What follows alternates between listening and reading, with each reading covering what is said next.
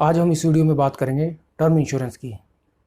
Term insurance हमें क्यों लेना चाहिए, टर्म इंश्योरेंस ही हमें क्यों रिकमेंड किया जाता है।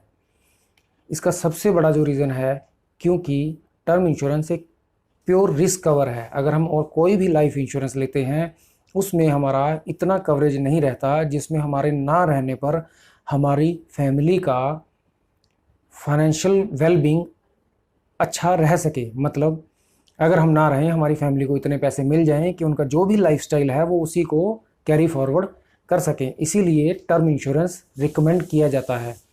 टर्म इंश्योरेंस लेते वक्त हमें जिस बात का सबसे ज़्यादा ध्यान रखना है वो है क्लेम सेटलमेंट रेशो। हम उसी किसी अच्छी कंपनी का टर्म इंश्योरेंस लें जिसकी क्लेम सेटलमेंट रेशो बहुत अच्छी हो। क्लेम सेटलमेंट रेशो क्या होती है कि अगर किसी कंपनी के पास एक साल में 100 क्लेम आए, उनमें से उसने कितने क्लेम एक्सेप्ट किए, पे किए, उससे उसकी क्लेम सेटलमेंट रेशो आती है। ये जो भी अच्छी कंपनीज हैं उनकी 95% से ऊपर ही रहती है। तो हमें सब जो क्लेम सेटलमेंट रेशो देखनी है। दूसरा, उस कंपनी को भी देखना है कि उस कंपनी का जो ऑफिस है वो हमारे एरिया में है या हमारे आसपास उसके एरिया में कितने ऑफिस हैं। क्योंकि भगवान ना करे अगर हम टर्म इंश्योरेंस ले रहे हैं और उसका क्लेम अराइज होता है तो वो क्लेम हमने नहीं लेने जाना है, वो क्लेम हमारी फैमिली ने सबमिट करना है। हमारी फैमिली को क्लेम लेने में कोई इशू ना आए, इसके लिए हमें ये भी ध्यान रखना है कि उस कंपनी के हमारे एरिया में आसपास कितने ऑफिसेज हैं। अगर हमने ऐसी कंपनी का किसी का इंश्योरेंस ले लिया जिसका ऑफिस ही कोई हमारे घर से 200 किलोमीटर दूर है, तो हमारी फैमिली के लिए उस क्लेम को सबमिट करना या सबमिट करने के बाद अगर उनको कोई एक आधी विज़िट करनी पड़ जाती है वो उनके लिए चैलेंजिंग हो सकती है। इसके बाद आती है टर्म इंश्योरेंस लेते वक्त हमें टेन्योर कैसे सिलेक्ट करना है कि हमें कितने समय तक के लिए टर्म इंश्योरेंस चाहिए। टर्म इंश्योरेंस हमें अपनी वर्किंग लाइफ के एंड तक लेना है। ज़्यादातर लोग कोशिश करते हैं टर्म इंश्योरेंस, वो लोग कोशिश करते हैं कि हमें 80 ईयर्स तक का, 85 ईयर्स तक का लेना है।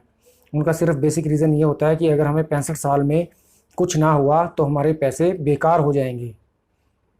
इसको हम एक एग्जाम्पल से समझते हैं कि हमें टर्म इंश्योरेंस सिर्फ वर्किंग लाइफ तक ही क्यों लेना है।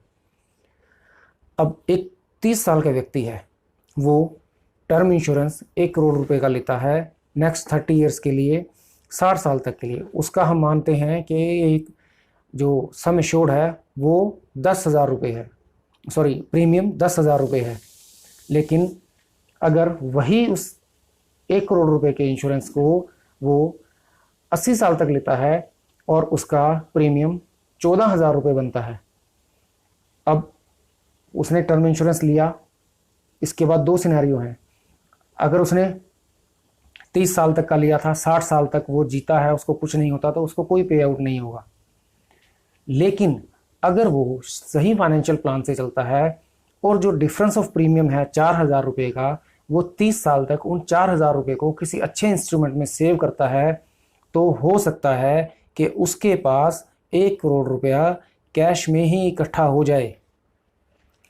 उसके बाद उसको जो भी लाइफ में एंजॉय करना है वो उस 1 करोड़ रुपए से कर सकता है।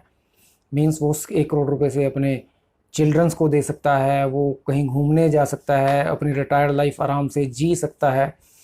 इसके विपरीत अगर उसने वही इंश्योरेंस 85 ईयर्स तक का लिया है तो वो प्रीमियम भी ज़्यादा पे करेगा और उसके पास वो 60 साल तक ज़िंदा रहता है, लेकिन 60 साल के बाद उसके पास कोई अमाउंट नहीं होगा।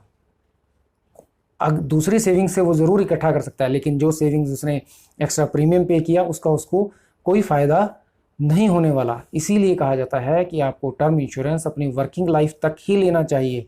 वर्किंग लाइफ से ज़्यादा टर्म इंश्योरेंस लेने का हमें कोई फ़ायदा नहीं है।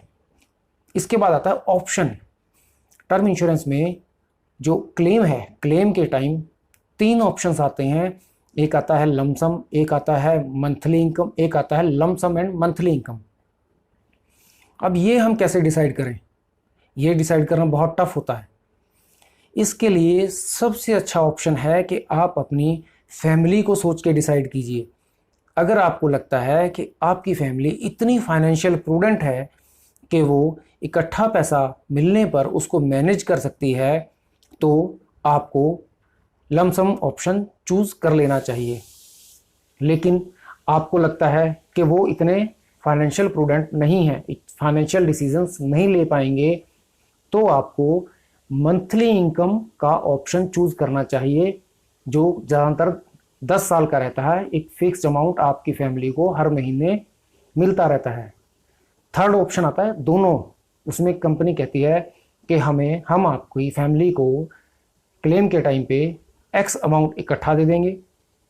अगर आपने 1 करोड़ का सम एश्योर लिया है, उसमें से x amount at the time of death दे दिया जाएगा।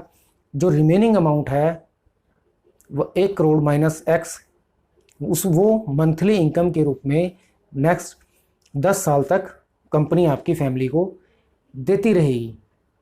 इसके बाद आते हैं राइडर्स। टर्म इंश्योरेंस के साथ हमें राइडर्स लेने चाहिए या नहीं? मेरा पर्सनल ओपिनियन है कि हमें राइडर्स नहीं लेने चाहिए। उसके लिए हमें अलग से प्लान करना चाहिए।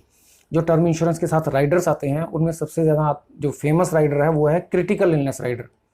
क्रिटिकल इलनेस राइडर हमें कुछ एक्स्ट्रा प्रीमियम पे करके मिल जाता है। यहाँ पर ये बात ध्यान रखें कि हमें कुछ एक्स्ट्रा प्रीमियम पे करके मिलता है, लेकिन ये काम कैसे करता है? मान लीजिए हमारे पास 1 करोड़ का टर्म इंश्योरेंस है और हमने उसको 30 साल की उम्र में जाकर लिया है। 40 साल की उम्र में हमें कोई क्रिटिकल इलनेस हो जाती है और हमने पॉलिसी खरीदते वक्त 10 लाख का क्रिटिकल इलनेस राइडर लिया था, तो कंपनी हमें क्रिटिकल इलनेस के डायग्नोज होने पर वो 10 लाख रुपए पे कर देगी। लेकिन यहाँ पर जो सबसे बड़ा कैच है वो क्रिटिकल इलनेस राइडर के लिए हमने पैसे तो अलग से दिए थे, लेकिन जब हमें वो 10 लाख रुपए मिल जाएंगे कंपनी की तरफ से, हमारा जो कवरेज है वो 1 करोड़ की बजाय 90 लाख का हो जाएगा। यहाँ पर कंपनी हमें राइडर देने के पैसे तो अलग से चार्ज कर रही है, लेकिन हमारा जो सम एश्योर्ड है वो क्लेम लेते ही क्रिटिकल इलनेस वाला कम हो जाएगा। इसीलिए मैं कहता हूँ कि हमें राइडर अलग से लेने चाहिए। इसके बाद आता है एक्सीडेंटल डेथ का राइडर। इसमें क्या है, आपने 1 करोड़ का इंश्योरेंस लिया, कंपनी बोलती है आप कुछ पैसे ज़्यादा दीजिए तो आपको एक्सीडेंटल राइडर मिल जाएगा। इसका क्या मतलब है, अगर आपने 1 करोड़ की इंश्योरेंस पॉलिसी ली है, टर्म प्लान लिया है और 1 करोड़ का ही आपने एक्सीडेंटल डेथ बेनिफिट राइडर लिया है, अगर आपकी डेथ एक्सीडेंट में होती है तो आपको 2 करोड़ रुपए मिल जाएंगे आपकी फैमिली को। लेकिन अगर आपकी डेथ नॉर्मल किसी और सर्कमस्टांसिस की वजह से होती है तो आपको 1 करोड़ रुपया मिलेगा। इसीलिए कुछ कंपनीज टर्म इंश्योरेंस को मैरिड वुमेन्स प्रॉपर्टी एक्ट के तहत भी देती हैं। ये क्या है, इसमें अगर आप अपनी टर्म इंश्योरेंस को इस एक्ट के तहत लेते हैं तो किसी भी सर्कमस्टांसिस में, मान लीजिए आपका कोई बिजनेस है और बिजनेस फेलियर की वजह से या किसी भी वजह से आपकी प्रॉपर्टी कहीं अटैच हो जाती है किसी भी केस में, कोर्ट केस में, तो जो पॉलिसी MWP एक्ट के तहत खरीदी गई है उसका अमाउंट कोई भी कानून अटैच नहीं कर सकता। मेरा वीडियो आपको पसंद आए तो इसको लाइक और शेयर ज़रूर करें और मेरे चैनल को सब्सक्राइब करना भी मत भूलें। Thank you.